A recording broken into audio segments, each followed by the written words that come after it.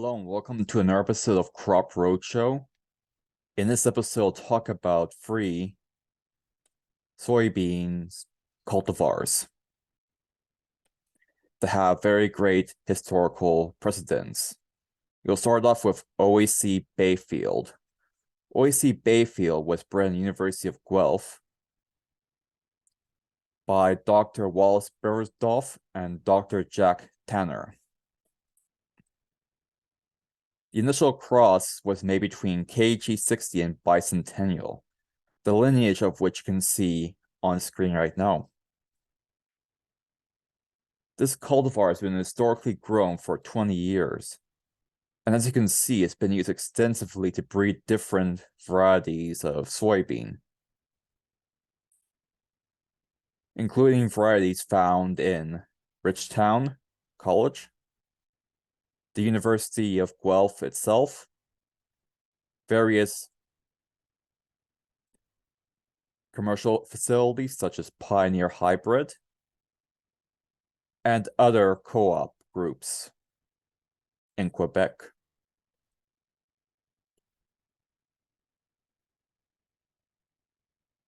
This cultivar has its parentage within the cultivar Mandarin, Hero-Soy, and several other cultivars. This cultivar has been grown historically, as I said before, for 20 years. This is rare for varieties of soybean.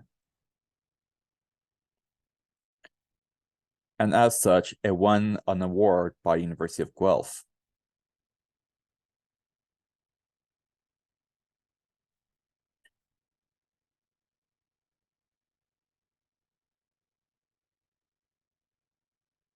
In terms of disease susceptibility, it's partially resistant to white mold, one of the main diseases within soybeans. It has no resistance to soybean cyst nematode despite having Mandarin in its pedigree. Soybean cyst nematode is another major disease for soybeans.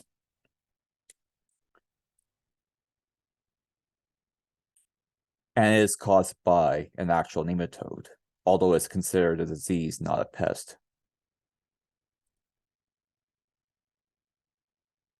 It's likely that since soybean cyst nematode was only recently introduced to Canada by accident,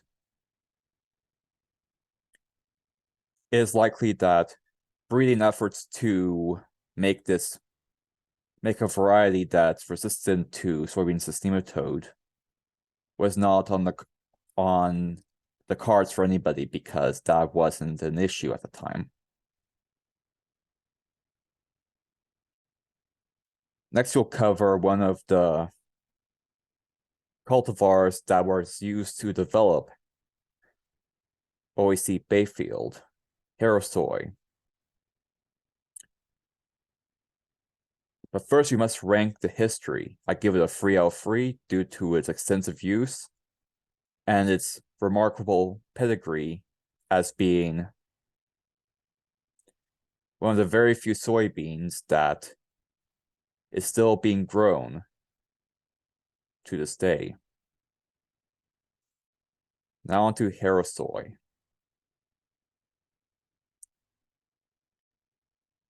Hero-Soy is a hybrid between the ancient cultivar AK and the cultivar called Mandarin. There has been many different breeding efforts to make soybeans suited to Canada. You see, soybeans are an actually long day species, but we have a very short fall here in Canada and many parts of the northern United States.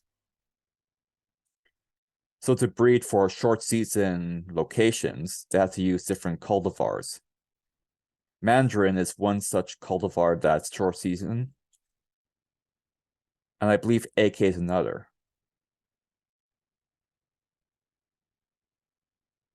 All the cultivars utilize heavily to breed short season varieties were Maple Arrow, Merit, Evans, and Corsoy. And all these cultivars trace their lineage back to Herasoy. And it's one of the two primary lineages that our Canadian soybeans are derived from, the other being Williams.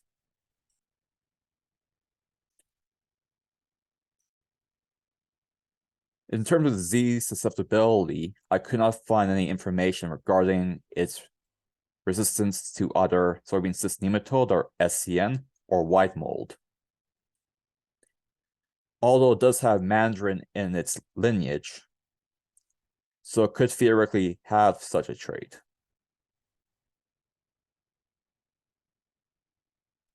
From a historical background, it makes up a great deal of the genetic lineage of Canadian and North American soybeans.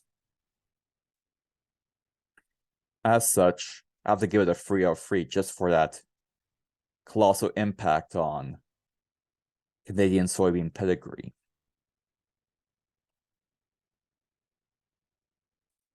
Now on to the last cultivar on our hit list, Mandarin.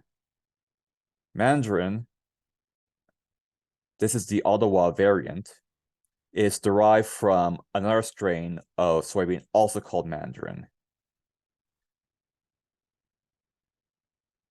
This strain was used historically to breed Herasoy, one of the chief ancestors of short-season soybean cultivars grown in Canada. It's also been used to breed different varieties of soybean cyst nematode and white mold resistant cultivars.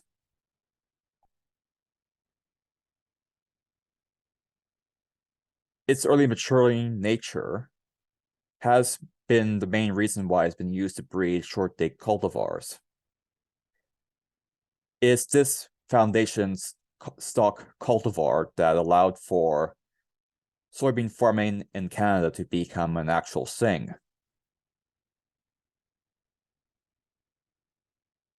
From a white mold perspective, it is very resistant to white mold, so I have to give it a 2 out of 2 for soybean cyst nematodes, also used to breed some variants of soybean cyst nematode resistant cultivars. So I have to give it a 1 out of 2. Although mainly because I do not know how many strains of soybean cyst nematode it is resistant to. And that about covers everything. Now on to the next video, which will be happening next week.